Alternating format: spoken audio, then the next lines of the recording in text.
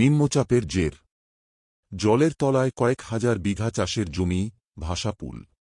যোগাযোগ বিচ্ছিন্ন পশ্চিম বর্ধমান সাথে বীরভূমের।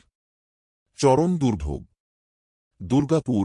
গভীর নিম্নচাপের জেরে দক্ষিণবঙ্গ জুড়ে ভারী বৃষ্টি। সেই বৃষ্টির জেরে জল বেড়েছে একাধিক নদী ও শাখানদীতেও। তুমনি নদীতেও বেড়েছে জলের স্তর। সেই জলে প্লাবিত হয়েছে কাঁকসার বিদবিহারের শিবপুর, কৃষ্ণপুর, নবগ্রাম সহ একাধিক গ্রামের চাষের জমি। কয়েক হাজার বিঘা চাষের জমি এখন জলের তলায়। তুমনি নদীর জলে শিবপুরের ভাষাপুল এখন জলের তলায়। এর জের প্রায় বিচ্ছিন্ন পশ্চিম বর্ধমানের সাথে বীরভূমের যোগাযোগ। চরম দুর্ভোগের মুখে দুই জেলার মানুষ। চরম ক্ষতির মুখে কৃষকরাও। স্থানীয় বাসিন্দা ও বাইক আরোহীদের বলেন, তুমনি নদীর জল বাড়লেই আমাদের দুর্ভোগ বাড়ে। যোগাযোগ ব্যবস্থা তো বিচ্ছিন্নই, সাথে এলাকার সব ধান চাষের জমিও জলের তলায়। আমাদের যন্ত্রণার শেষ নেই। কিছুদিন আগেও একই ঘটনা ঘটেছিল। আবারও নিম্নচাপের জেরে এমন অবস্থায় দুর্ভোগ বাড়ছে। যাতায়াতের ক্ষেত্রেও চরম সমস্যায় পড়তে হচ্ছে। কতটা সমস্যা? এই যে ভাষাপুলটা আছে, এই যে মাঠগুলো আছে, সব ডুবে গেছে। অনেক জমিও তো ডুবে গেছে।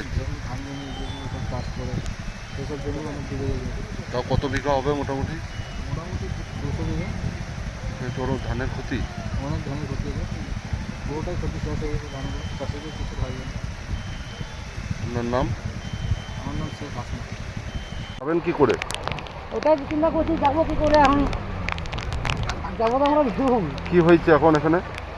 এখন আমরা কি বলবো, আমি তো বাড়ি থেকে এসেছি, আমরা কি বলবো। জল কি বেড়ে গেছে? জল তো খুব দেখছি তো বেড়ে গেছে জলে।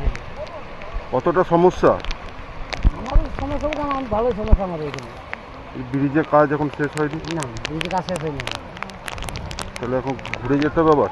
ঘুরে যেতে হবে, কিছু করার নেই। ঘুরে না গেলে তো উপায় নেই আমাদের তাছাড়া। আমার নাম বুড়ো। পুরো কি বুড়ো কর্মী। এখন বিরাট সমস্যা।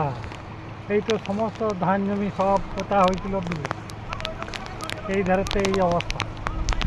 সব জায়গাতে একই অবস্থা, পারাপার বন্ধ। হ্যাঁ, বীরভূমের সঙ্গে বর্ধমানে কোনো যোগাযোগই নেই। এইটা কোন নদী? তুমনি? এটা টুমনি নদী। না, কিছুদিন আগেও তো একবার ডুবে গেছিল। হ্যাঁ, একবার ডুবেছিল, আবার এই ডুবলো। এই জলটা যে ব্যাপক জল, প্রায় 3 দিন ধরে সমানে চলছে জলটা। এখন কি যাতায়াত করা যাচ্ছে? না, তো বন্ধ। যাতায়াত বন্ধ একবারে, বীরভূমের সঙ্গে বর্ধমানে যোগাযোগই বন্ধ। সেটা তো দুর্ভোগ। দুর্ভোগ মানে চরম দুর্ভোগ। এরপরে ওই দৌমাঠে জল উঠবে। তো কত বিঘা হবে মোটামুটি ধানের জমি? 200 1,000-1,500 বিঘে হবে।